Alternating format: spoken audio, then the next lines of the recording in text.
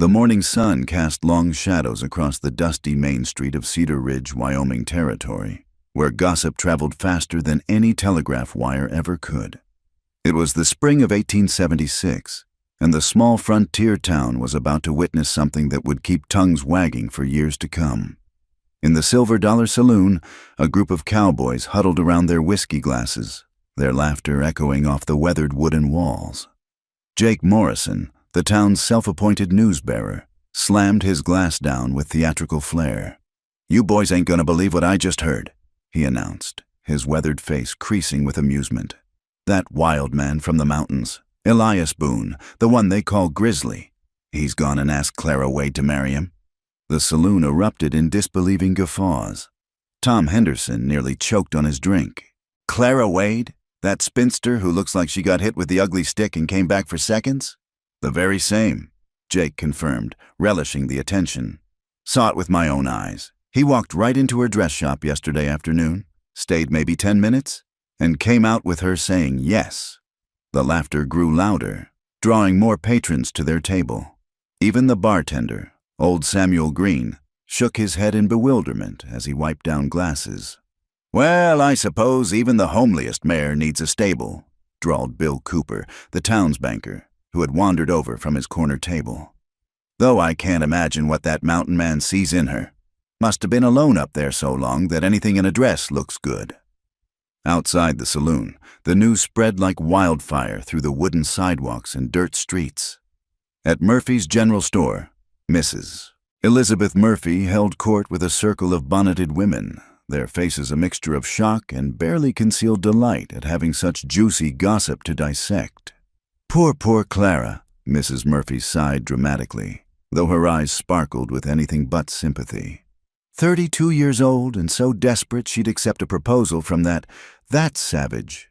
"He probably threatened her," suggested Mrs. Patterson, the minister's wife. "You know how those mountain men are, more bear than human. Why, I heard he killed a grizzly with his bare hands. And lives in a cave," added young Mrs. Stanley, clutching her shopping basket tighter. "Eating raw meat and Lord knows what else." The women shuddered collectively, their imaginations running wild with tales of Elias Boone's supposed barbarism. None of them mentioned how he'd saved the Garrett family from freezing to death 2 winters ago, or how he'd tracked down the horse thieves who'd plagued the valley last summer. In Cedar Ridge, good deeds were quickly forgotten, but peculiarities were remembered forever. At the barber shop, the men were no kinder. Frank Phillips paused mid-shave to share his opinion with anyone who'd listen.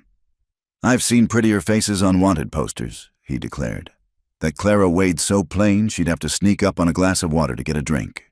The barber, Pete Crawford, chuckled as he worked. "Maybe Grizzly's eyesight's gone bad from all that snow glares up in them mountains. Only explanation I can figure." Even the children got in on the mockery. Outside the schoolhouse, young Tommy Morrison, Jake's boy, led a group in a cruel chant. "Grizzly and Clara sitting in a tree, UGLY as can be." Their teacher, Miss Sarah Coleman, one of the few who didn't participate in the gossip, shooed them inside with a stern look. But even she couldn't help wondering what had possessed the mysterious mountain man to propose to Cedar Ridge's most overlooked woman. By noon, there wasn't a soul in town who hadn't heard the news. The story grew with each telling. In some versions, Elias had been drunk. In others, it was a bet. The most creative suggested Clara had somehow bewitched him with herbs or potions, though everyone who knew Clara's gentle, unassuming nature found this particularly ridiculous. At the post office, Edgar Whitman sorted mail while regaling customers with his own theory. "Mark my words, he needs a woman to cook and clean for him up there. That's all this is, a business arrangement. Though why he'd pick Clara Wade when there's plenty of prettier gals who'd jump at the chance to marry any man with property." He trailed off as Mrs. Chen, who ran the laundry, fixed him with a disapproving stare. She was one of the few who'd noticed Clara's kindness over the years, how the seamstress often mended clothes for free for struggling families, or quietly left food baskets on doorsteps when times were hard. The afternoon brought no respite from the ridicule. At the blacksmith shop, the ring of hammer on anvil accompanied more jokes. "Maybe she looks better in the dark," suggested the blacksmith's apprentice. earning a round of harsh laughter from the men gathered there. "Or maybe," said Joe Turner, the livery stable owner, "Grizzly figures an ugly wife's better than no wife. Ain't like he's got much choice, living way up there like a hermit." As the sun began its descent toward the mountains, painting Cedar Ridge in shades of gold and rust, the town's excitement showed no signs of waning. The upcoming wedding had given them something to talk about besides cattle prices and Indian troubles. It was entertainment, pure and simple, and they intended to squeeze every drop of amusement from it. In the hotel dining room, the evening crowd continued the day's sport. Judge Patterson held forth at the head table, his booming voice carrying across the room. "I'll perform the ceremony, of course. It's my duty. But I dare say it'll be the strangest wedding this town has ever seen. Beauty and the Beast, except we're not sure which is which." This brought another wave of laughter, forks clinking against plates as diners enjoyed their meals seasoned with mockery. The waitress, young Amy Chen, Mrs. Chen's daughter, moved between tables with downcast eyes, uncomfortable with the cruel talk, but powerless to stop it. As darkness fell and oil lamps were lit throughout the town, the saloons filled again. The Silver Dollar was packed, men 3 deep at the bar, all wanting to hear Jake Morrison retell the story of Grizzly's proposal. Each telling added new embellishments, new jokes, new reasons to laugh at the expense of 2 people who had never done them any harm. "To the happy couple," someone shouted, raising a glass in mock celebration. "May their children be blessed with his personality and her looks." The roar of laughter that followed could be heard clear across Main Street, where Sheriff Dan Coleman sat on the jailhouse porch, whittling and shaking his head. He'd seen plenty of ugliness in his years as a lawman, but sometimes the casual cruelty of ordinary folks struck him as worse than any outlaw's deed. As the night wore on and the whiskey flowed freely, the jokes grew cruder, the laughter meaner. It was as if the entire town had been given permission to voice every unkind thought they'd ever harbored about Clara Wade and Elias Boone. Their outsider status made them fair game, easy targets for a community that prided itself on conformity. By the time the saloons closed and the good citizens of Cedar Ridge stumbled home to their beds, the narrative was set. The mountain man and the ugly spinster. It was a joke that would sustain them through the coming days, something to chuckle about over breakfast and gossip about over fence posts. None of them suspected that they were about to witness something that would challenge every assumption they held, every prejudice they nursed. In their self-satisfied certainty, they couldn't imagine that perhaps, just perhaps, Elias Boone saw something in Clara Wade that their shallow eyes had missed entirely. The mountains stood silent and eternal against the star-filled sky, keeping their secrets. And somewhere among those peaks, a man who'd faced grizzlies and blizzards with equal calm, prepared for what might be his greatest adventure yet, marrying a woman the rest of the world had written off, but in whom he'd recognized a kindred spirit. Cedar Ridge slept, its dreams filled with anticipation of the spectacle to come. The wedding of the century, they were already calling it, though not for the reasons they supposed.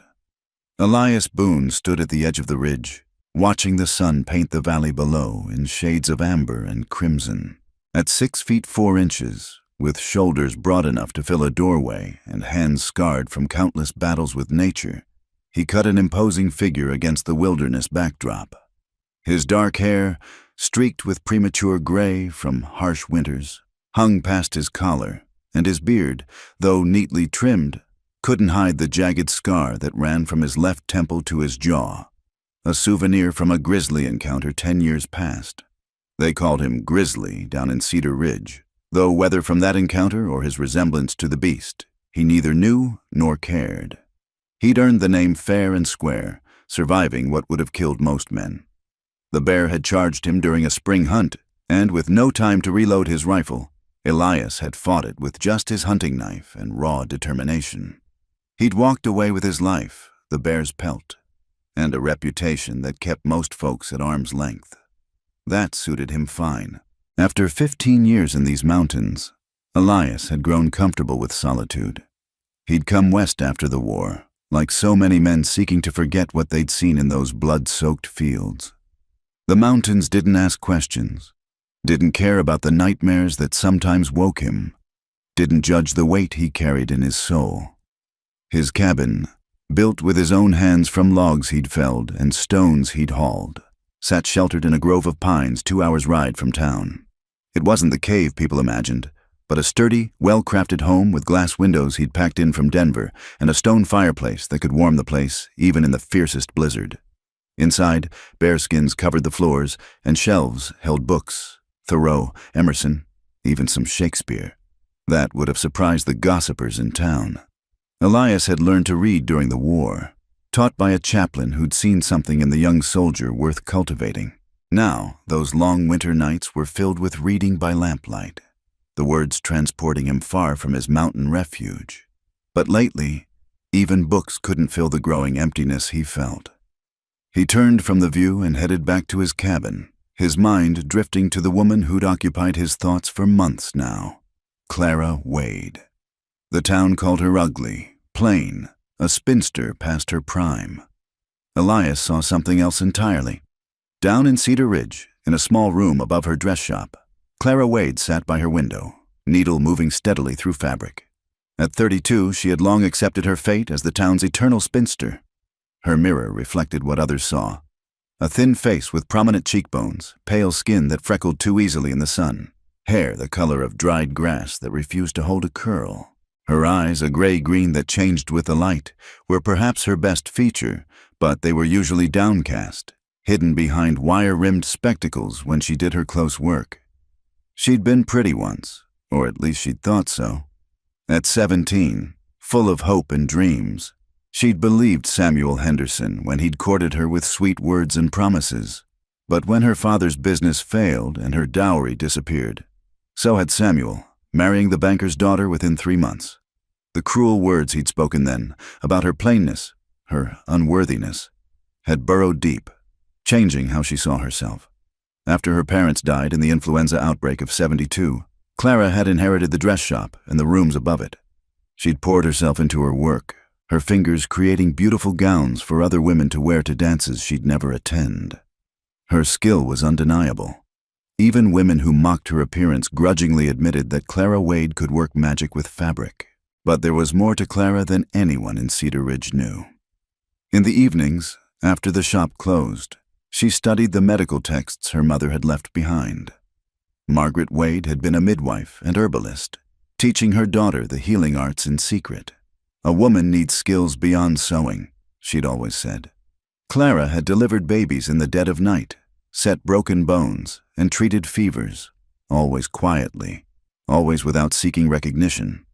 She also read voraciously, ordering books from Denver that she hid in her bedroom: philosophy, poetry, scientific journals. Her mind, sharp and curious, found solace in learning what her life couldn't provide in experience. Sometimes she wrote, filling journals with observations about life in Cedar Ridge, character sketches of its inhabitants that showed both their flaws and their hidden kindnesses. The knock on her shop door 3 days ago had changed everything. She'd looked up from hemming Mrs. Morrison's new Sunday dress to find Elias Boone filling her doorway. She'd seen him in town before, of course. Everyone noticed when Grizzly came down from his mountain. But he'd never spoken to her, and she'd certainly never expected him to enter her shop. "Miss Wade," he'd said, removing his hat. His voice was deeper than she'd imagined, rough from disuse, but not unkind. "I wonder if I might have a word." She'd stood, nearly knocking over her sewing basket in nervousness. Up close, he was even more imposing, but his eyes, brown as winter earth, held no threat. "Of course, Mr. Boone. How can I help you? Do you need mending done?" "No, ma'am." He'd shifted his weight, looking almost boyish despite his size and reputation. "I've come to ask you something. Been thinking on it for months now. Watching you when I come to town." Clara's heart had begun to race. Watching her? Why would anyone watch her? "I know I'm not much for words," he'd continued, "and I know what folks say about me, but I also know what I see. You're kind to people who don't deserve it. You help folks who can't pay. You've got learning. I've seen the books you order, and you don't gossip or judge like the rest of them." She'd stood frozen, unable to process what was happening. "I'm asking if you'd consider marrying me," he'd said simply. I can't offer you fancy things or an easy life, but I can offer you respect, a good home, and a man who'll see you for who you really are, not what others say you are." The shop had felt airless suddenly. Clara had gripped the counter for support. "Mr. Boone, why would you want to marry me? You could have any woman." "Don't want any woman," he'd interrupted gently. "I want one who knows what it's like to be on the outside looking in. One who's got strength that don't come from being praised and petted all her life. One who might understand a man who's more comfortable with wolves than tea parties." His words had hit her like physical blows, each one striking at the walls she'd built around her heart. "You don't know me," she'd whispered. "Know enough," he'd replied. "Know you stayed up 3 nights straight nursing the widow Patterson through pneumonia last winter, never taking credit. Know you leave food on old Charlie's doorstep when his rheumatism acts up. Know you've got more substance in your little finger than those painted peacocks have in their whole bodies." Tears had pricked her eyes then. When was the last time anyone had seen her, really seen her? "I'm not asking for an answer today," Elias had said, seeming to sense her overwhelm. "Think on it, but know this. I don't make offers lightly, and I mean what I say. You'd be respected in my home, Clara Wade. That's a promise." He'd left then, settling his hat back on his head and walking out as suddenly as he'd entered. Clara had sunk into her chair, mind reeling. For 3 days she'd thought of little else. The practical part of her listed all the reasons to say no. She barely knew him. Life in the mountains would be hard. The town would mock them mercilessly. But another part, a part she'd thought dead, whispered different truths. Here was a man who saw her worth, who offered not love. She was too old to believe in fairy tales, but something perhaps more valuable, respect and understanding. This morning, when he'd come for her answer, she'd surprised herself by saying yes. Now, as evening shadows lengthened across her small room, Clara folded the dress she'd been working on and prepared for bed. Tomorrow, the news would be all over town. She could already imagine the laughter, the jokes, the pitying looks. But for tonight, she allowed herself to feel something she hadn't felt in years. Hope. In his mountain cabin, Elias banked the fire and stepped outside for one last look at the stars.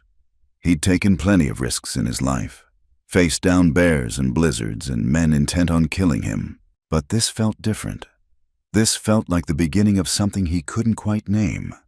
He thought of Clara's eyes when she'd said yes, surprised, wary, but with a spark of something that might have been courage. The town could laugh all they wanted.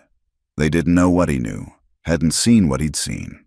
Sometimes the most precious things came in packages others overlooked. Any prospector worth his salt knew that, and Elias Boone had just staked his claim on the best treasure in Cedar Ridge. The bell above Clara's shop door chimed as Elias Boone ducked through the entrance, having to stoop slightly to clear the frame. It was mid-afternoon, and golden sunlight streamed through the windows, illuminating motes of dust and the colorful bolts of fabric lining the walls. Clara looked up from her cutting table, scissors pausing mid-snip through a length of blue calico.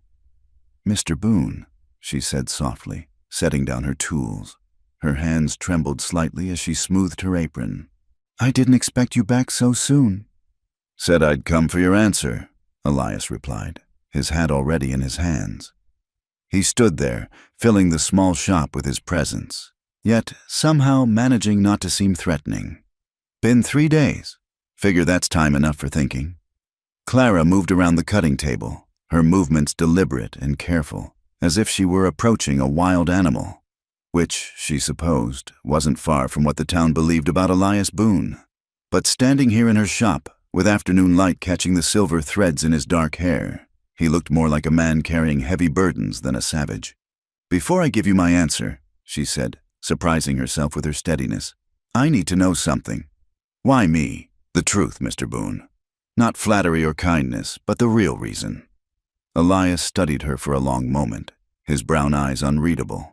Then he moved to the window, looking out at the street where 2 women quickly averted their gazes and hurried past, whispering behind their hands.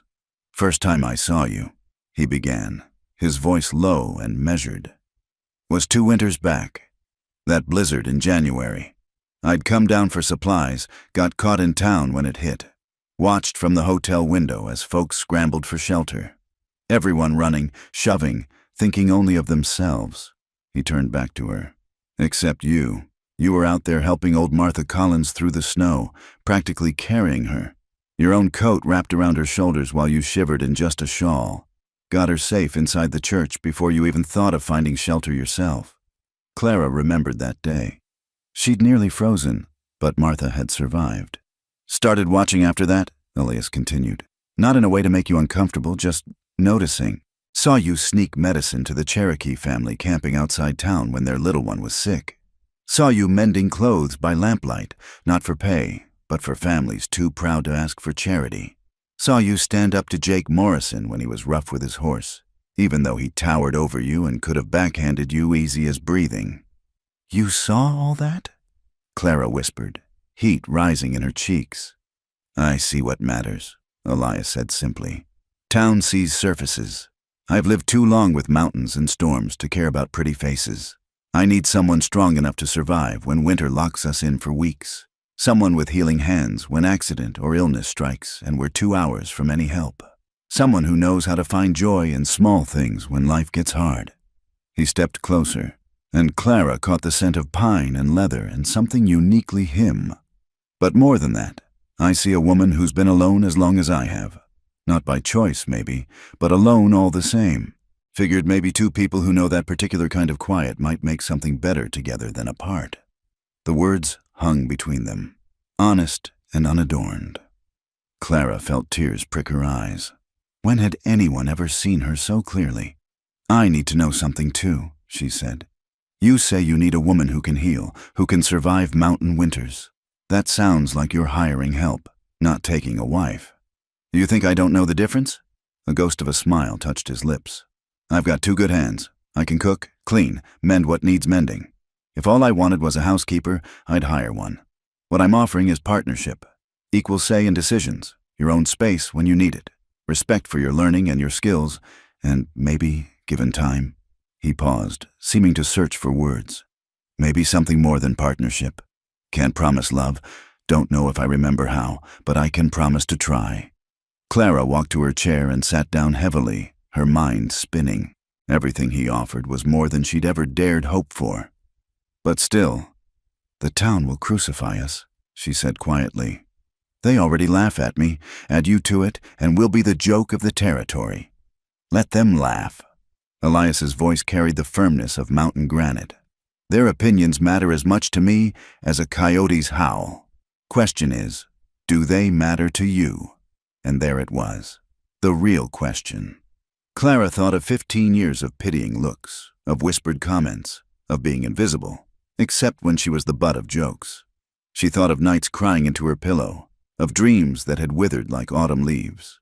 Then she thought of this man who saw her worth, who offered respect and partnership, and the possibility of something more. They used to matter, she admitted.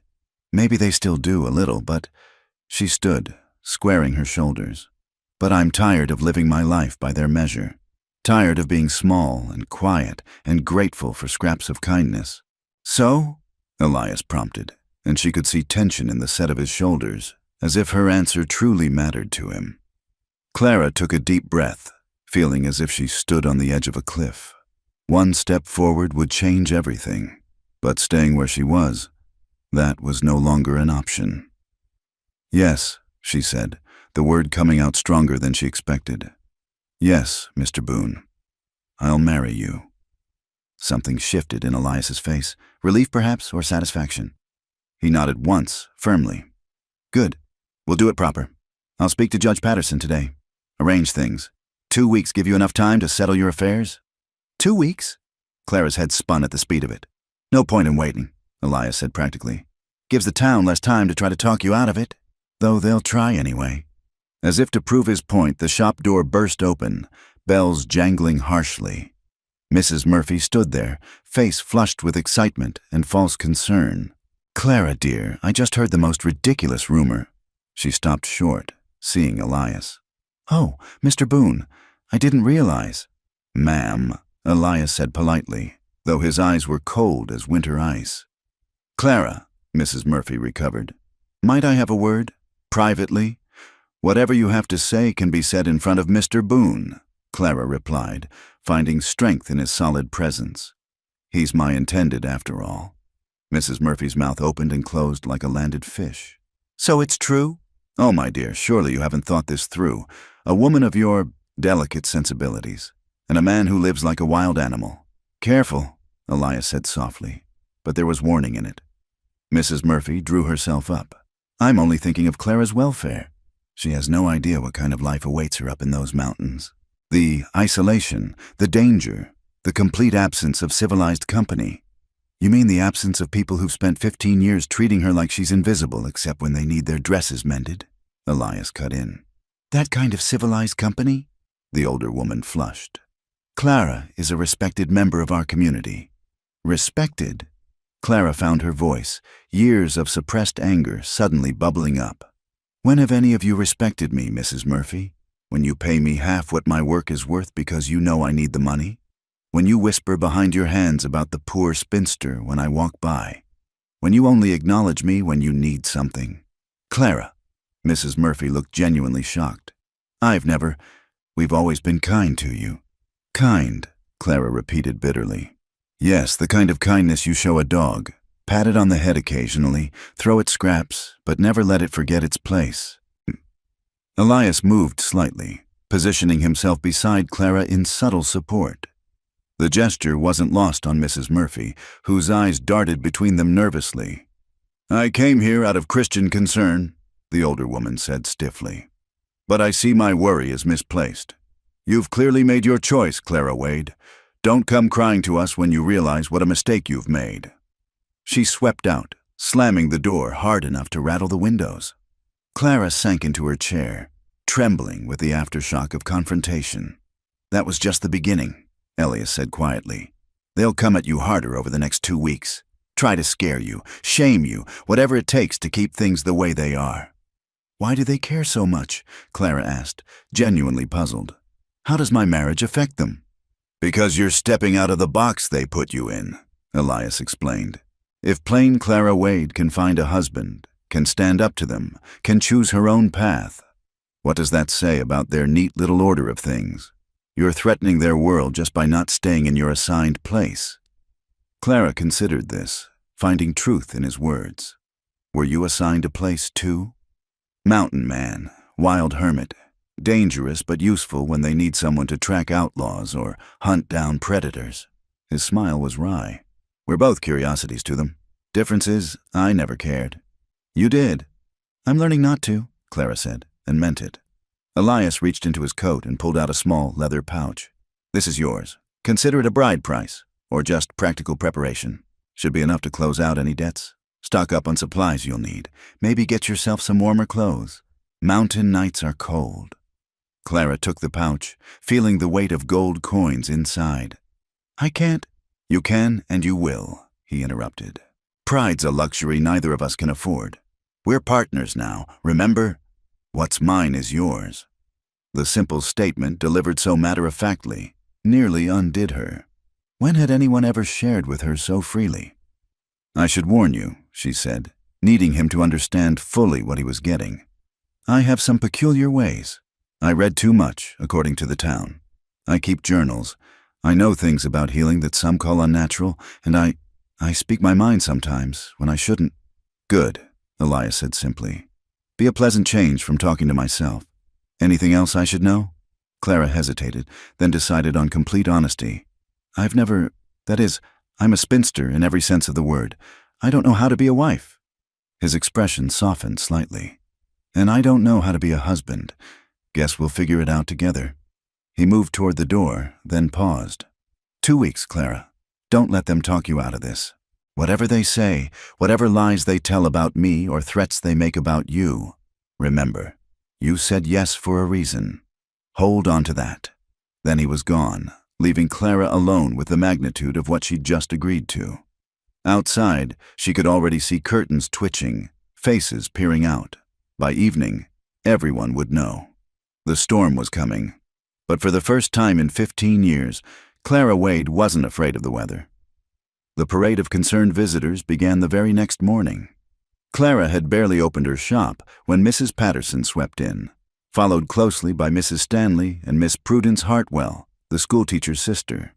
They arranged themselves in her small sitting area like a tribunal, faces set in expressions of grave concern. "Clara, dear," Mrs. Patterson began, her minister's wife demeanor perfectly calibrated for delivering difficult truths. "We've come as your friends, your true friends, to help you see reason." Clara continued sorting through her thread spools, not trusting herself to look at them directly. "And what reason would that be, Mrs. Patterson?" "This absurd engagement, of course," Miss Hartwell burst out, her thin face pinched with disapproval. "That man is entirely unsuitable for any respectable woman, let alone someone of your delicate constitution." "My delicate constitution?" Clara asked mildly. "The same constitution that helped deliver your nephew last winter, Miss Hartwell? When the doctor couldn't make it through the snow?" The woman flushed but pressed on. "That's entirely different. Clara, you must understand. Elias Boone is not civilized. He lives like an animal up in those mountains. They say he eats raw meat and sleeps on the ground like a beast," Mrs. Stanley added breathlessly. "My husband heard from Jake Morrison that he's seen him running with wolves." Clara finally looked up, meeting their eyes steadily. "Has any of you actually spoken to Mr. Boone? Had a conversation with him beyond watching him from across the street?" The women exchanged glances. "Well, no," Mrs. Patterson admitted. "But one doesn't need to speak to a bear to know it's dangerous." "Mr. Boone is not a bear," Clara said firmly. "He's a man who chooses to live differently than you do. That doesn't make him an animal." "But what kind of life can he offer you?" Miss Hartwell leaned forward, her voice taking on a wheedling tone. "You have a respectable business here, a place in our community." "What place?" Clara interrupted, her patience finally fraying. "The place of the spinster seamstress you all pity? The woman you whisper about at church socials? The one you remember exists only when you need a dress altered?" Mrs. Patterson's face hardened. "We've always been kind to you, Clara Wade, included you in our charitable works." "As the one who does the mending while you take the credit," Clara shot back. "Yes, I've noticed how kind you've been." The door chimed again, and this time it was Dr. William Garrett who entered, looking uncomfortable but determined. Behind him came Judge Patterson himself, clearly recruited for his authority. "Ladies, if you'll excuse us," the judge said smoothly. "I need to speak with Miss Wade about the legal ramifications of her decision." The women reluctantly filed out, but not before Mrs. Stanley whispered loudly, "We tried, dear. Remember that when you're trapped up there with that brute?" Once they were gone, Judge Patterson settled his considerable bulk into a chair while Dr. Garrett remained standing, fidgeting with his medical bag. "Clara," the judge began, "I've come to explain certain legal realities. Once you marry, everything you own becomes your husband's property. This shop, your savings, even the clothes on your back.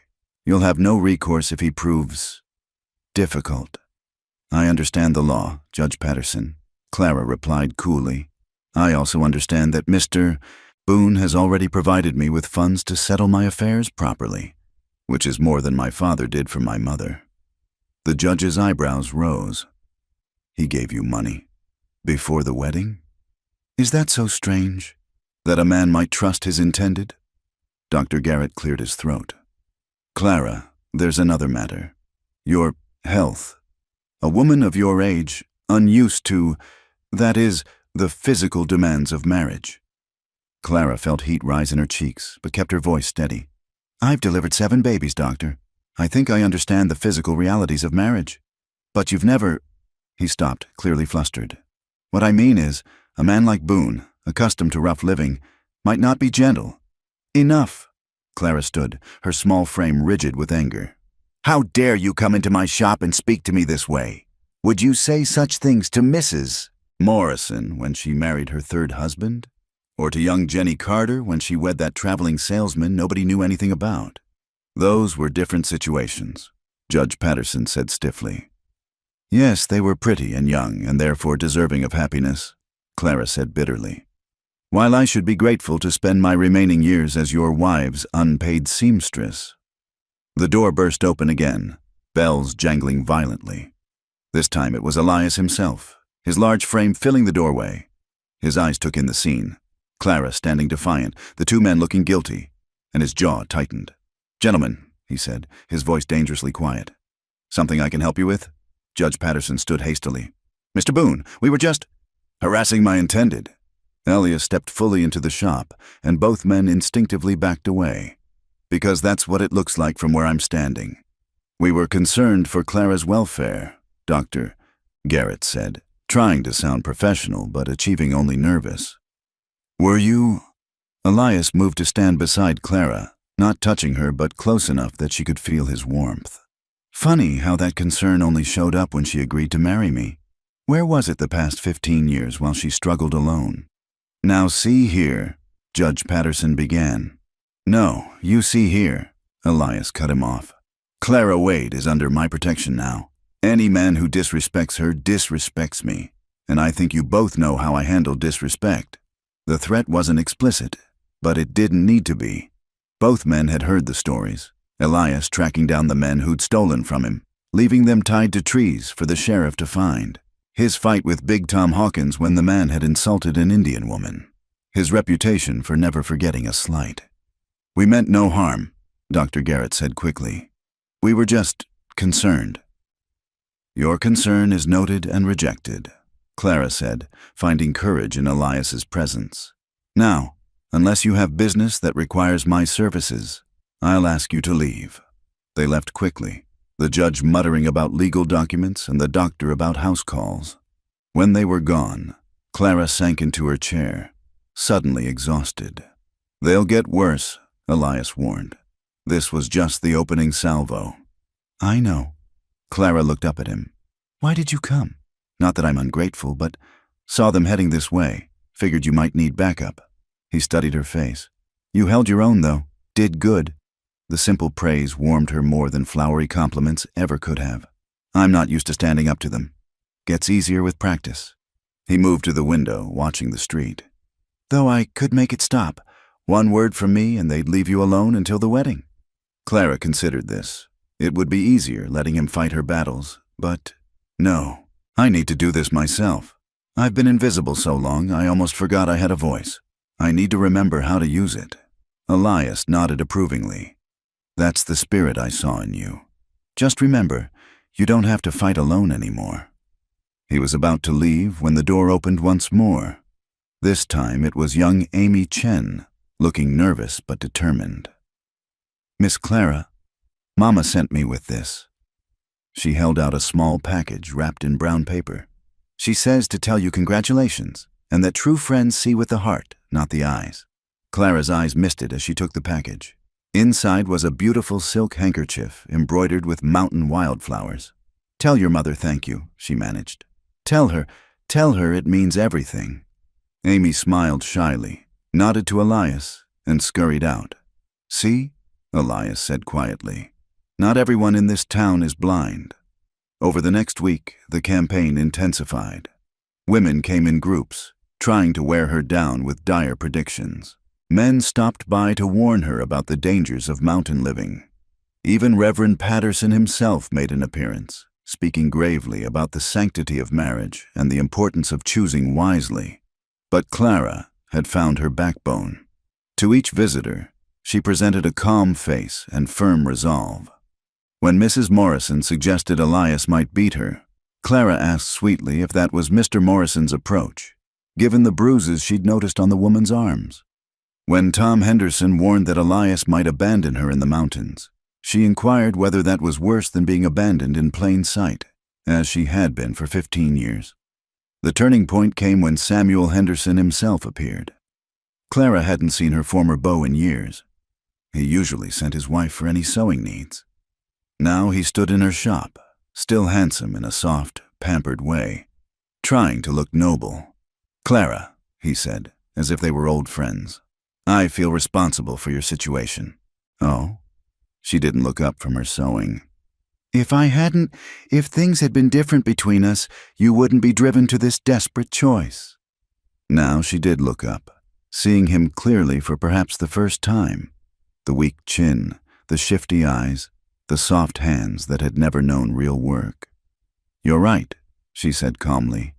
If you hadn't shown me exactly how worthless your promises were, I might have spent my life waiting for another man just like you. Instead, I'm marrying someone who sees my value, not my dowry. So thank you, Samuel. You did me the greatest favor of my life." He left red-faced and stammering, and Clara realized with wonder that she meant every word. The pain he'd caused had shaped her, yes, but it had also taught her to recognize real worth when she saw it. That evening, as she was closing up shop, Elias appeared with a bundle. "Brought you something," he said gruffly, handing it over. Inside were fur-lined gloves, a heavy wool cloak, and sturdy boots, all practical, all necessary for mountain life, but all of finest quality. "They're perfect," she said softly. "Good." He shifted uncomfortably. "How are you holding up? With all the visiting committees?" "Better than expected." She smiled slightly. "I'm discovering I have claws after all." "Never doubted it." He paused at the door. "4 more days, Clara, then we can leave all this behind." "I'm counting the hours," she admitted, and was surprised to find it was true. As he left, Clara fingered the soft fur of the gloves and thought about transformation. The town saw her upcoming marriage as a tragedy, the final chapter in the sad story of plain Clara Wade. But she was beginning to suspect it might be something else entirely. The first chapter of a story she was finally brave enough to write herself. The morning of the wedding dawned clear and cold, with frost painting delicate patterns on Clara's bedroom window. She'd been awake since before dawn, not from nerves, but from a strange sense of anticipation. Today, her life would change irrevocably. The thought should have terrified her. Instead, she felt oddly calm. She dressed carefully in the dark blue dress she'd sewn herself, not a traditional wedding gown, but something that suited her.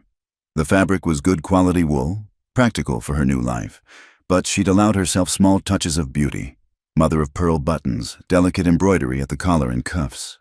Her mother's cameo brooch rested at her throat. As she pinned up her hair, Clara studied her reflection. The same plain face looked back, but something had changed in the past 2 weeks. Her chin lifted higher. Her eyes held a spark that hadn't been there before. She wasn't beautiful, would never be beautiful, but perhaps she was something better. Perhaps she was herself. The church bells began ringing at 10 o'clock, and Clara could hear the unusual bustle in the street below. It seemed half the territory had come to witness the spectacle of Grizzly Boone marrying plain Clara Wade. She took a deep breath, gathered her small bouquet of dried wildflowers. Elias had brought them yesterday, gathered from his mountain meadow, and descended the stairs. Amy Chen waited at the bottom, her mother beside her. Mrs. Chen pressed Clara's hand warmly. "You look lovely, Miss Clara, like woman who knows her worth." "Thank you," Clara whispered, throat tight with emotion. The walk to the church felt both endless and far too short. People lined the streets, openly staring, whispering behind hands and fans. Clara heard snatches of commentary. "Look at her, trying to pretty herself up. That dress won't make a difference. Poor thing, she has no idea what she's in for. Betty doesn't even show up." But Clara kept walking, head high, eyes forward. Let them talk. After today, their opinions would be as distant as their faces. The church doors loomed before her. Inside, she could hear the crowd's excited murmur, like buzzards gathering for a feast.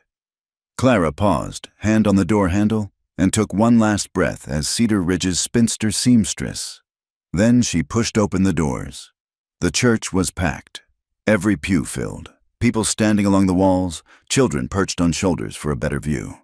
The whispers rose to a crescendo as Clara appeared, then suddenly died, because there, at the altar, stood Elias Boone, but not the Elias Boone they knew. Gone were the rough leather clothes, the wild hair, the mountain man appearance that had earned him his nickname. In his place stood a man transformed. He wore a black suit, clearly new, that had been tailored to fit his powerful frame perfectly. His hair was neatly trimmed, his beard shaped and groomed. His boots shone with polish. A silver watch chain glinted across his vest. He looked not like a savage from the mountains, but like a successful rancher or businessman, respectable, dignified, commanding. The collective gasp from the crowd was audible. Women who'd called him a beast now stared with something approaching appreciation. Men who'd mocked him from the safety of their whiskey glasses now straightened unconsciously, recognizing the presence of someone to be reckoned with. But Elias had eyes only for Clara. As she walked down the aisle, she saw his expression, steady, sure, with a warmth that made her forget the hundreds of watching eyes. When she reached him, he offered his hand, and she took it without hesitation. "You came," she whispered. "Said I would," he replied simply. Then, lower, just for her, "You look beautiful." She knew he meant it, and that was all that mattered. Judge Patterson cleared his throat, looking distinctly uncomfortable in his ministerial role. His son, the regular minister, had conveniently been called away, leaving the judge to perform the ceremony. "Dearly beloved," he began, his voice lacking its usual pompous authority, "we are gathered here today to witness the union of Elias Boone and Clara Wade." The ceremony proceeded with painful slowness. Judge Patterson seemed to be drawing it out, perhaps hoping someone would object, would stop this upheaval of the social order. But the crowd remained silent, mesmerized by the transformation before them. When it came time for the vows, Elias spoke clearly, his deep voice carrying to every corner of the church. "I, Elias, take you, Clara, to be my wife. I promise to respect you, protect you, and value you for who you are, not who others think you should be. I promise to share my life with you honestly, to support your dreams as my own, and to face whatever comes with you beside me." They weren't the traditional vows, but they were real, and Clara felt tears prick her eyes as she spoke her own. "I, Clara, take you, Elias, to be my husband. I promise to stand with you against all storms, to bring healing where there's hurt, to create a home with you built on trust and understanding. I promise to be your partner in all things, and to never let fear make me small again." Judge Patterson looked like he'd swallowed something bitter, but he continued. "The rings." Elias produced 2 simple gold bands.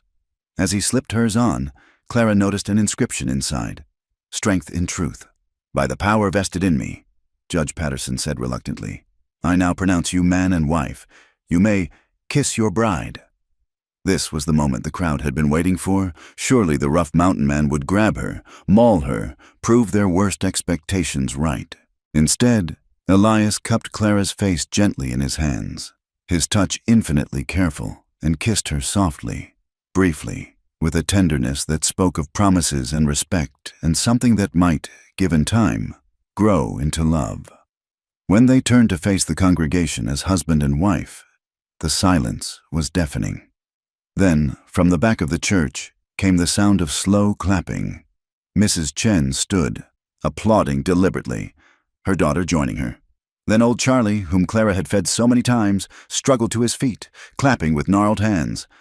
The widow Patterson, whom Clara had nursed through pneumonia, added her applause. One by one, others joined. Not everyone, not even most, but enough. Enough to show that some people had seen, had remembered, had noticed the quiet kindness of the woman they'd overlooked for so long. As Clara and Elias walked back down the aisle, she held her head high, meeting the eyes of those who'd tormented her. Mrs. Murphy looked stunned. Mrs. Stanley seemed to be reconsidering everything she thought she knew. Samuel Henderson wouldn't meet her gaze at all. Outside the church, in the crisp autumn air, Clara felt as if she could breathe for the first time in years. Elias helped her into the wagon he'd brought, loaded with her possessions and the supplies they'd need. "Wait!" someone called. It was Miss Sarah Coleman, the schoolteacher, running despite her proper skirts. "Clara, I wanted to say I'm sorry, for never speaking up, for letting them—" She trailed off, then pressed a small package into Clara's hands. "For your new home, and thank you for everything you've done that went unthanked." Others approached then, people Clara had helped over the years, quietly, without recognition. The Cherokee family she'd given medicine to, the young mother whose baby she'd delivered, the old miner whose infected wounds she'd treated, and each offered small gifts, quiet thanks, acknowledgement that came too late, but was precious nonetheless. Finally, as the sun reached its zenith, Elias helped Clara onto the wagon seat. The crowd had reformed, watching this final act of the drama they'd come to witness. "Ready?" Elias asked quietly. Clara looked back at Cedar Ridge, At the shop where she'd spent so many lonely years. At the people who defined her by their narrow vision. At the life she was leaving behind. Then she looked at the man beside her. At the mountains rising in the distance. At the unknown future waiting. "I've been ready my whole life," she said. As they drove out of town, Clara heard the buzz of conversation resume behind them. She knew the story would be told and retold, embellished and altered. The wedding of the century, they'd call it, though not for the reasons they'd expected. "You did well back there," Elias said as the town faded behind them. "So did you." She glanced at his transformed appearance. The suit was a surprise. "Wanted them to see you weren't marrying some wild man. Wanted them to know I could be civilized when it mattered." He tugged at the collar uncomfortably. "Though I'll be glad to get back to my regular clothes." Clara laughed, actually laughed, the sound surprising them both. "I think you've given them enough to talk about for years." "Good. Maybe they'll be too busy gossiping to bother us." As the wagon climbed toward the mountains, Clara felt the weight of years lifting from her shoulders. Behind them lay judgment and mockery and small-minded cruelty. Ahead lay challenges, certainly, but also possibility. She was no longer plain Clara Wade, the spinster seamstress. She was Clara Boone, wife of a man who saw her truth, heading toward a life she'd chosen for herself. And despite what the town might whisper in the coming days, that made her the richest woman in the territory. The journey to Elias's mountain home took nearly 3 hours, the wagon climbing steadily through pine forests and along narrow trails that made Clara grip the seat. As they ascended, the air grew thinner and cleaner, scented with evergreen and the promise of snow. Neither spoke much during the ride, both aware that everything between them would be different once they reached their destination. When they finally emerged into a clearing, Clara caught her breath. The cabin wasn't the crude shack she'd half expected despite Elias's descriptions. Built of solid logs with a stone chimney sending up a welcoming spiral of smoke, it nestled against a backdrop of towering peaks. Glass windows caught the late afternoon sun, and a covered porch ran along the front. To one side stood a well-built barn and corral, to the other a small garden plot waiting for spring. "It's beautiful," she said softly. "It's home," Elias replied, but she caught the pleased note in his voice. "Our home now." He helped her down from the wagon, his hands lingering at her waist a moment longer than necessary.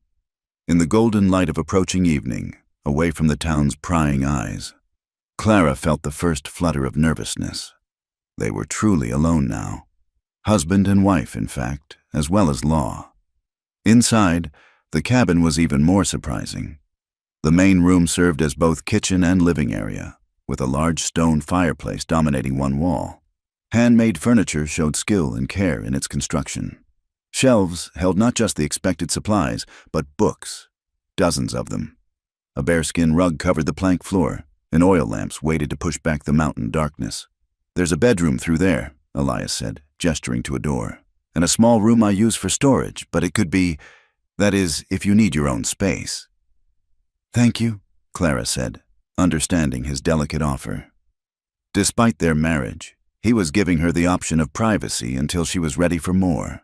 They spent the early evening hours establishing a tentative domestic rhythm.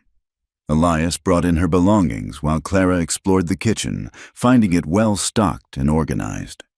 She prepared a simple meal, venison stew from meat he'd already had soaking, fresh bread she'd brought from town, preserved vegetables from his root cellar. As they ate by lamplight, the intimacy of the situation settled around them like a blanket. In town, there had always been the buffer of other people, of social conventions. Here, there was just the two of them, the crackling fire and the vast silence of the mountains.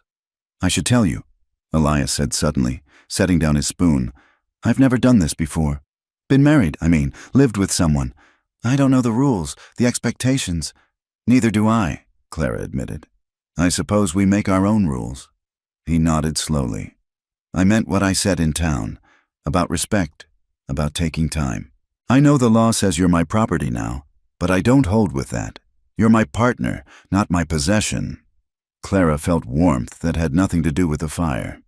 "And I meant what I said about not letting fear make me small. But I am nervous. This is all so new. We don't have to figure it all out tonight." Elias said gently. We have time. After dinner, they sat by the fire, the awkwardness gradually easing as they talked. Elias told her about the cabin, how he'd built it over 2 years, choosing each log carefully, chinked the gaps with his own hands. Clara shared her plans for the garden, the herbs she wanted to grow for healing. When full darkness fell and the fire burned low, Elias stood. I'll bank the fire. The bedroom's yours tonight. I'll take the storage room. There's a cot in there I use sometimes. Elias, Clara said softly, standing as well. This is your bed, your home. I won't drive you out of it on our wedding night. He went very still. Clara, I don't expect... I know. She took a breath, gathering courage. But we're married. And while I'm not ready for everything, I think we could share the space, learn to be comfortable with each other. In the dim light, she saw something flicker across his face. Surprise, perhaps, or hope. If you're sure. The bedroom was simple but clean, with a large bed covered in quilts, a washstand, and hooks for clothing. Clara retreated behind a screen to change into her nightgown, her hands trembling slightly as she unpinned her hair. When she emerged, Elias had his back turned, giving her privacy to slip under the covers. He blew out the lamp before joining her, the bed dipping under his weight. They lay side by side in the darkness, carefully not touching, the space between them feeling both vast and impossibly small. Clara, Elias said quietly into the darkness, can I tell you something? Yes. You're not what they said you were. Not plain, not ugly. When I look at you, I see strength, intelligence, kindness that runs bone deep. That's beautiful to me. Clara turned toward him, though she could barely make out his silhouette in the darkness. How long were you watching me before you proposed? 2 years, give or take. Started as curiosity, wondering about the woman who helped others but always stood alone. Became something more. Admiration. Respect. And then I realized I was looking forward to my town visits, not for supplies, but for the chance I might see you. Realized I was storing up things to tell you, even though we'd never spoken. That's when I knew. Knew what? That I was lonely, in a way that had nothing to do with being alone. That I wanted a partner, a companion. Someone to share the silence with who'd understand that sometimes silence is better than words. Clara felt tears slip down her cheeks. I was lonely too, surrounded by people, but utterly alone. They looked right through me, like I was made of glass. Not glass, Elias said firmly. Steel, just hadn't been tested yet. They lay quietly for a while, the darkness making honesty easier. In town, Clara said eventually. In the lamplight, at the shop. You told me I looked beautiful. Did you mean it? She felt him shift beside her. May I? He reached out slowly, giving her time to pull away, and touched her face gently. His fingers traced her cheekbone, her jaw, learning her by touch. Yes, not in the way town understands beauty. Something deeper, like looking at a mountain and seeing not just rock but strength that endures, beauty that doesn't need prettiness. His hand moved to her hair, running through the long strands spread across the pillow. Your hair catches light like wheat in sunshine. Your eyes change color with your moods. Green when you're angry, gray when you're thinking. You have a way of tilting your head when you're really listening that makes a person feel heard. That's beautiful. Clara caught his hand, holding it against her cheek. No one's ever seen me the way you do. Their loss, he said simply. My gain. She turned her face to press a kiss to his palm, felt him go still. Elias. Yes, I'm glad it's you. Glad I said yes. Glad I'm here. He pulled her gently against him then, her head fitting naturally into the curve of his shoulder. She could feel his heartbeat, steady and strong, could smell the clean scent of soap and pine that clung to him. There's something else, he said, his voice rumbling through his chest. Something I didn't tell you about why I chose you. Clara waited, feeling safe in the circle of his arms. That day in the blizzard? When you helped Martha Collins. I wasn't watching from the hotel. I was out in it, trying to get supplies secured. I saw you take off your coat, saw you struggling through the snow, started to come help, but then I saw your face. You weren't suffering, weren't martyring yourself. You were fierce, determined. happy almost to be fighting for something that mattered. His arms tightened around her. That's when I knew you could survive up here. Not just survive, thrive, because you understand that sometimes the struggle is what makes us feel alive. Clara lifted her head to look at him, seeing only the gleam of his eyes in the darkness. The town would be scandalized, seeing us like this, the ugly spinster and the wild mountain man. Let them be scandalized, Elias murmured. We know the truth. What truth is that? That you were never ugly, just hidden, and I was never wild, just waiting. Waiting for what? For you. The simple words, spoken with such certainty, broke something open in Clara. She reached up, finding his face in the darkness, and brought his lips down to hers. This kiss was different from the careful one at the altar. Deeper, exploring, a promise and a question all at once. When they parted, both were breathing unsteadily. Clara, Elias said roughly, we don't have to. I know, she interrupted. And we won't, not tonight. But I wanted you to know, I want this marriage, all of it, when I'm ready. There's no rush, he assured her. We have all the time in the world. They settled back into each other's arms, the strangeness of sharing a bed already fading into something that felt almost natural. Outside, wind sang through the pines, and somewhere in the distance, a wolf howled. Not threatening, but wild and free. Tomorrow, Elias said sleepily.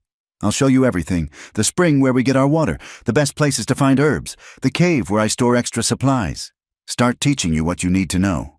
And I'll make this place more of a home, Clara promised.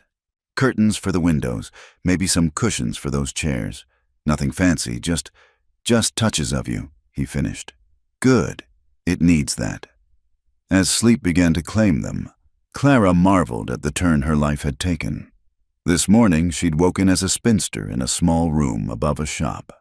Tonight she lay in the arms of a man who saw her truly, in a cabin on a mountain, with a future spread before them as vast as the sky.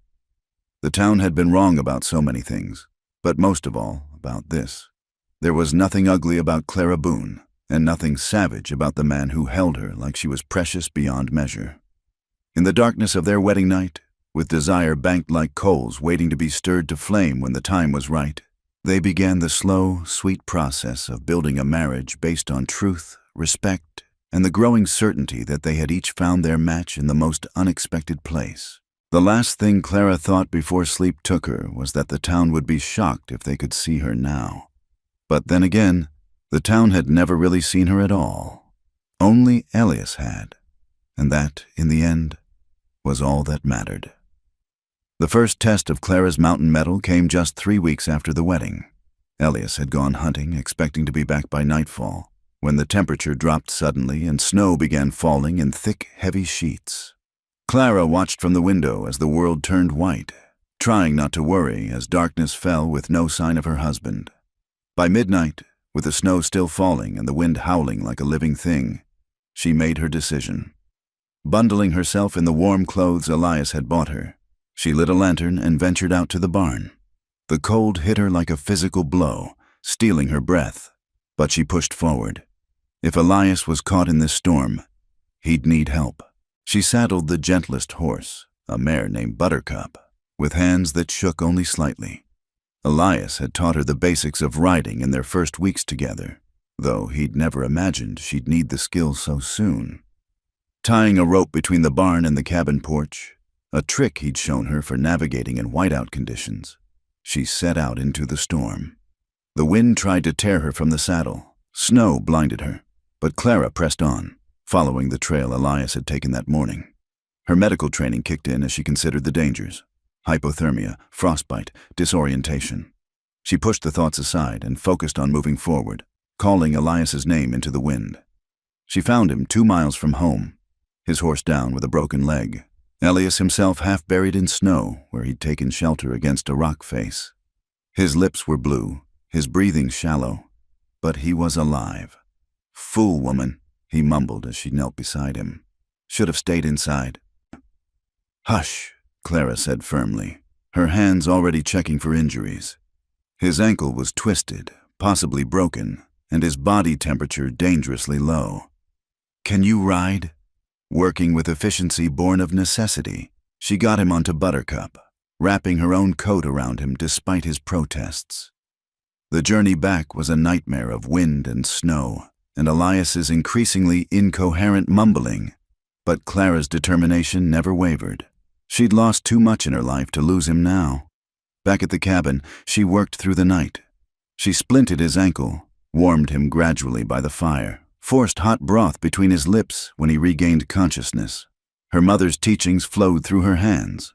Which herbs to steep for warming tea, how to check for frostbite, the signs of dangerous cold exposure. By dawn, the storm had passed and Elias was sleeping normally. His color returned. Clara sat beside the bed, exhausted but victorious. When he woke, his eyes were clear and focused on her face. "You saved my life," he said simply. "You would have done the same for me. That's not the point." He caught her hand, studying her with something like awe. "The town said you were weak, delicate, but you rode out into a killing storm and brought me home." "I'm stronger than I look," Clara said with a small smile. "No," Elias corrected. "You're exactly as strong as you look. I've always seen it. Now you see it too." Word of Clara's rescue somehow reached town, perhaps through the trapper who stopped by a week later for supplies. The story grew in the telling, as stories do, until Clara had fought off wolves and carried Elias 10 miles through the snow. But at its heart, the truth remained. The delicate spinster had saved the mountain man's life. The second test came a month later, this time in the form of danger rather than nature.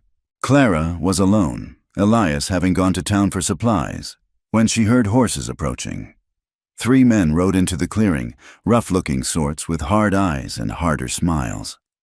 "Well, well," the leaders said, dismounting without invitation. "Heard Grizzly got himself a woman. Didn't believe it, but here you are."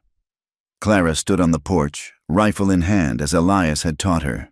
"Gentlemen, my husband isn't home, but I'll be happy to offer you water for your horses before you move on." They laughed, an ugly sound. "Hospitable, I like that. Thing is, we've got business with your husband. He interfered with our enterprise last year. Cost us significant money." Clara remembered Elias mentioning running off claim jumpers who'd been terrorizing legitimate miners. These must be them. "Then you'll need to take that up with him when he returns," she said calmly, though her heart raced. "Which should be soon." "Soon. Or," the second man suggested, moving closer, "we could leave him a message. Nothing permanent, just something to remember us by." Clara raised the rifle. "That would be unwise." They laughed again. "Lady, do you even know how to use that thing?" In response, Clara shot the hat off the leader's head, the sound echoing across the clearing. Before they could recover from their shock, she'd already levered another round into the chamber. "The next one won't be aimed so high," she said coolly. "My husband taught me well, and I've been practicing on rabbits. Much smaller targets than you gentlemen." But they weren't done. The third man, who'd been silent until now, suddenly rushed the porch.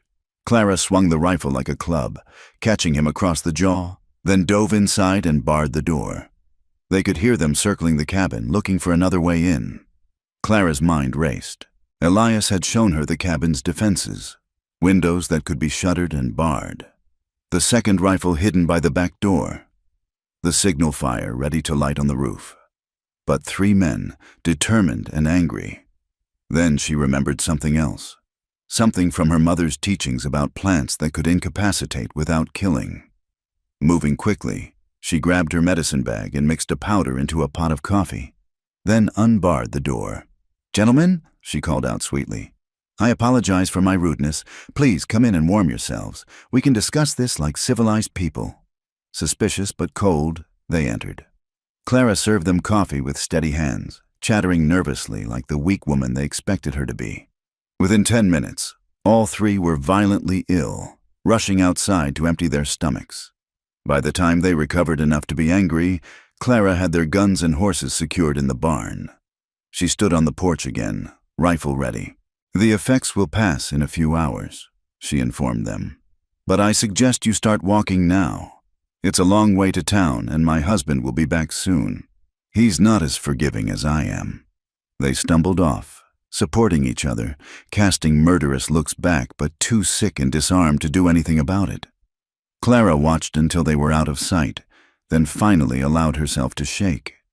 When Elias returned that evening, he found their horses in the barn and Clara calmly cooking dinner. She told him the story matter-of-factly, as if drugging and disarming 3 outlaws was an everyday occurrence. Elias listened in growing amazement, then pulled her into his arms. "You wonderful, terrifying woman," he murmured against her hair. "Remind me never to make you angry." "They'll be back," Clara warned. "No, they won't." His voice was grim. "I'll track them tomorrow. Make sure they understand that threatening my wife carries consequences." "But Clara, you handled them. Alone. Do you understand how remarkable that is?" She pulled back to look at him. "I did what needed doing. Isn't that what we do up here? What needs doing?" "Yes," he said, kissing her soundly. "That's exactly what we do."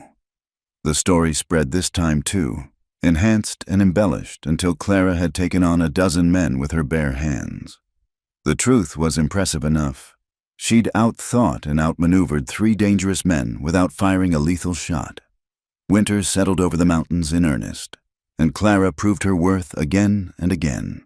When a trapper arrived half dead from infection, she operated on his leg by lamplight, saving both the limb and his life. When supplies ran low during a 3-week blizzard, she showed creativity in stretching what they had, making meals from things Elias hadn't even considered edible. But perhaps the most telling moment came on a quiet evening in December. They were reading by the fire, Elias with a book on agriculture, Clara with a medical journal, when they heard a faint scratching at the door. Elias opened it to find a wolf pup, half-starved and nearly frozen. "Poor thing," Clara said immediately, scooping it up despite Elias's warning about wild animals. "Look, it's been abandoned, maybe orphaned." "Clara, wolves aren't pets." But she was already warming the pup by the fire, trickling water between its jaws. "I know, but I won't let it die for being born a wolf. We'll nurse it back to health and release it come spring." Elias watched his wife tend the wild creature with the same gentle efficiency she'd shown with him, and felt his heart constrict with an emotion he was only beginning to name. The pup survived, following Clara around the cabin like a dog, sleeping at her feet. Even when it grew stronger, it showed no fear of her, as if recognizing a kindred spirit, something wild that had learned to survive in civilization's clothing. By the time spring's first thaw came, the transformation was complete. Not of Clara. She'd always been strong, resourceful, capable, but of how she saw herself, how she moved through the world. The woman who'd once crept through town trying to be invisible now strode with confidence. The hands that had sewn in silence now healed and helped and held a rifle with equal skill. One morning, as they released the wolf, now grown healthy and strong, back into the wild, Elias said what he'd been thinking for months. "You know, the town had it all wrong. You're the beautiful one. I'm the beast you transformed with your courage." Clara laughed, the sound echoing off the mountains. "We transformed each other. That's what partners do." As they walked back to the cabin hand in hand, Clara thought about the journey from that shop above Main Street to this mountain home. The town would never understand what had happened here, would never grasp how the ugly spinster had become this woman who could face down storms and outlaws with equal determination. But that was all right. She had everything she needed: a home, a purpose, and a man who'd seen her truth from the beginning. The rest of the world could keep their narrow definitions of beauty and worth. Up here in the mountains, Clara Boone had found something far more valuable: herself. It was spring again in Cedar Ridge, a full year since the wedding that had set tongues wagging from here to Denver. The town prepared for its annual Founders' Day celebration, and for the first time in memory, Elias and Clara Boone had agreed to attend. The news spread like wildfire. Would Clara still be the same plain creature they remembered? Had mountain life broken her, as they'd predicted? Some swore she must be pregnant by now. Why else would they venture down from their hermitage? But when the wagon rolled into town that Saturday morning, the crowd that gathered fell into stunned silence. Elias looked much as he always had: powerful, composed, wearing his good suit with the same easy grace he'd shown at their wedding. But Clara was transformed. Not into a beauty by conventional standards. She still had the same angular face, the same pale complexion. But she moved with a confidence that made people step back. Her simple dress fit her better, her healthier frame filling it out properly. Her hair, pinned up neatly, caught the morning light with hints of gold they'd never noticed. Most striking were her eyes, no longer downcast. They met every gaze directly, holding a quiet strength that made the mockers of old look away first. "My lord," Mrs. Murphy whispered to Mrs. Stanley. "Is that really Clara Wade?" "Clara Boone," Amy Chen corrected firmly, standing nearby. "And yes, it is." The couple made their way through town, stopping at various booths, greeting people with calm civility. When they reached the medical tent where Dr. Garrett was offering consultations, he nearly dropped his stethoscope. "Mrs. Boone," he stammered, "I heard, that is, people say you've been practicing medicine in the mountains?" "Helping where I can," Clara replied modestly. "Mountain life doesn't allow for waiting for doctors when emergencies arise." "She saved 3 lives this winter," Elias added with quiet pride, "including mine." Word had already spread about Clara's medical skills. The trappers she'd operated on had sung her praises in every saloon from here to Cheyenne. The Cherokee family she'd helped had named their new daughter after her. Even the outlaws she'd poisoned, temporarily, had grudgingly admitted she'd shown more mercy than they deserved. At the church booth, Reverend Patterson approached hesitantly. "Mrs. Boone, I wonder if I might apologize for my conduct before your wedding. It was unchristian of me." Clara studied him for a moment, then nodded. "Apology accepted, Reverend. We all have moments we're not proud of." The gracious response seemed to shame him more than anger would have. He retreated, and Clara noticed others watching, reassessing, recalibrating their memories of the ugly spinster they'd mocked. The real sensation came at the shooting contest. It was a Founders' Day tradition, men competing for prizes and bragging rights. When Clara approached the registration table, carrying her rifle, the crowd buzzed with disbelief. "Women don't enter the shooting contest," Judge Patterson said automatically. "Is there a rule against it?" Clara asked mildly. The judge consulted his papers, frowning. "Well, no, but then I'd like to enter. Unless you'd prefer to make a rule specifically to exclude me?" Trapped by his own legalism, the judge had no choice but to allow it. The crowd pressed close as Clara took her position. The target was set at 50 yards, challenging but not impossible. Her first shot hit dead center. So did her second, and her third. By the time she'd put 6 bullets through nearly the same hole, the crowd had gone from skeptical to amazed. She didn't win. Jake Morrison managed to edge her out by a hair's breadth, but she'd proven her point. "Where'd you learn to shoot like that?" someone called out.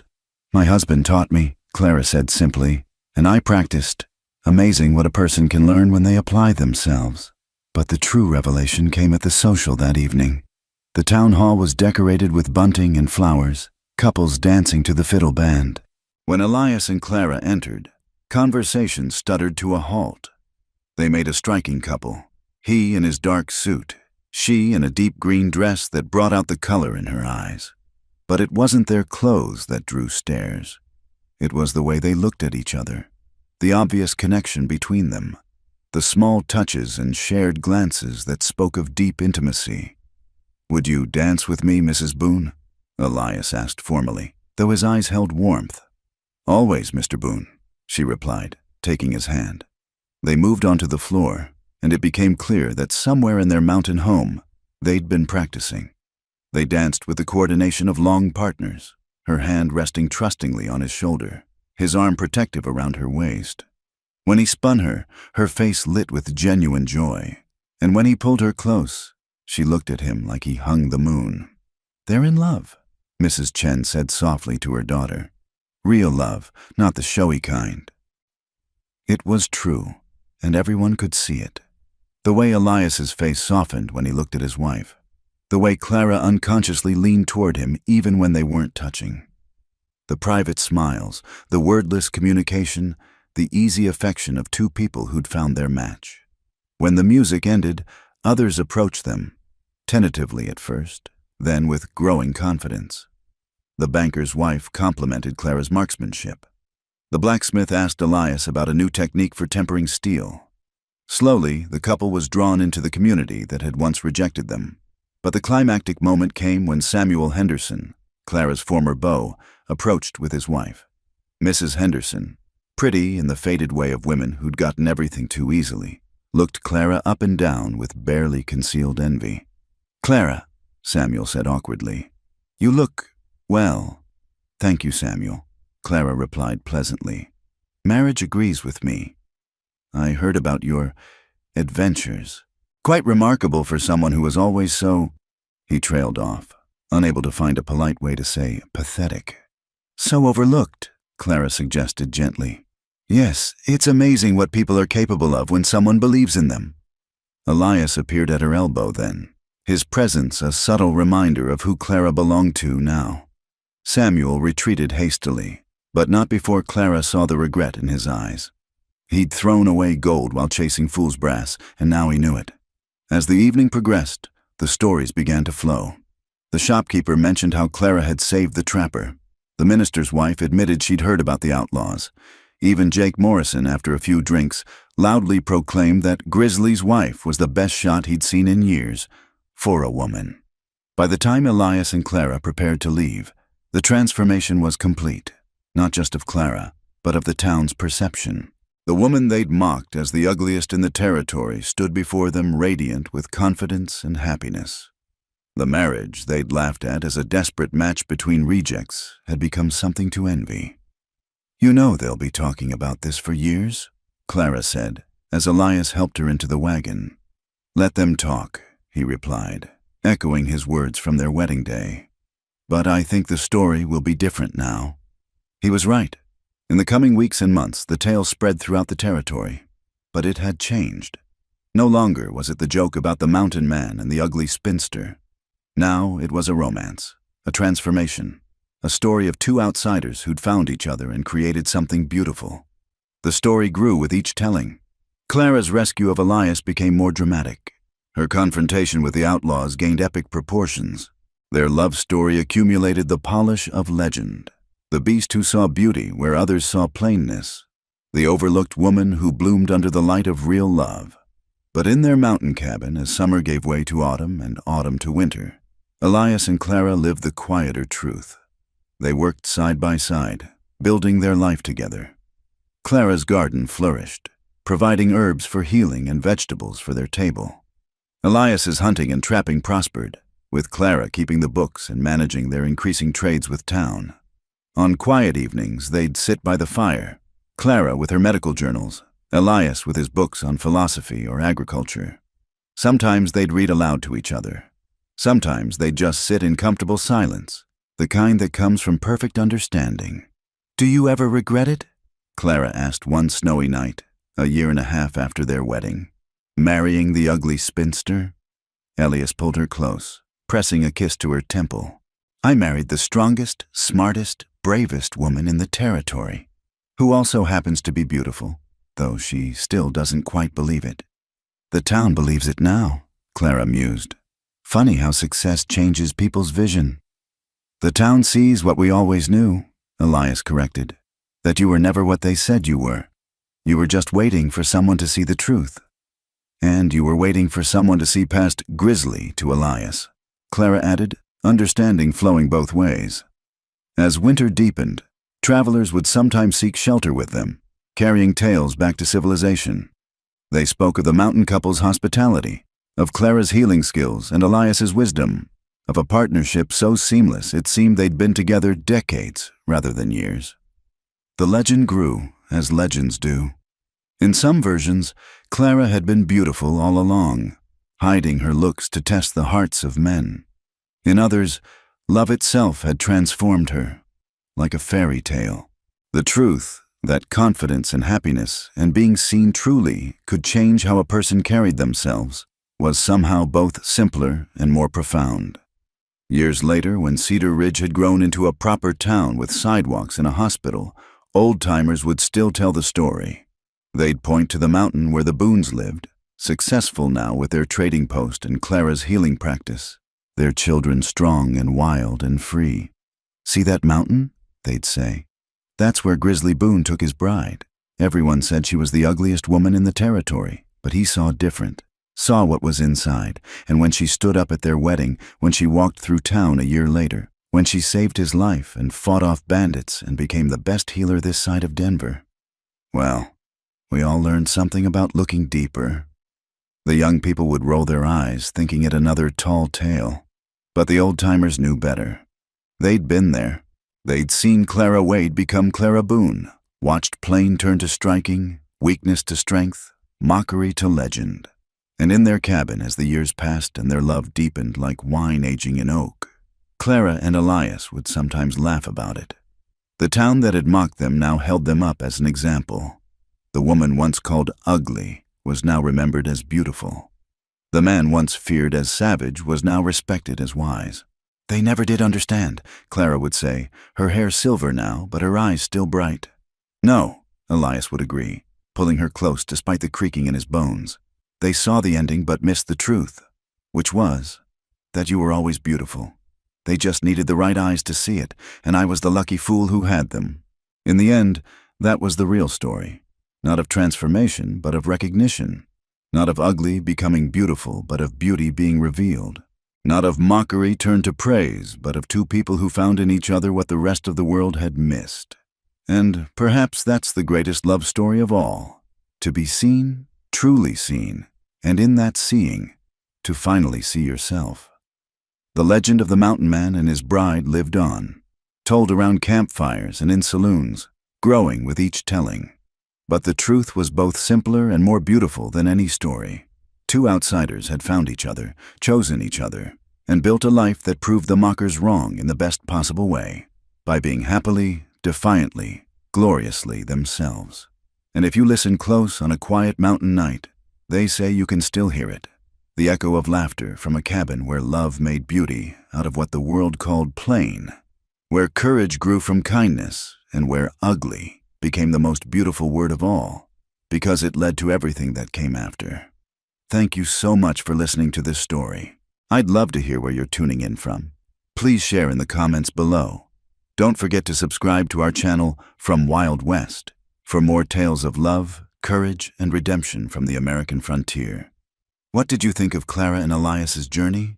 Share your thoughts with us.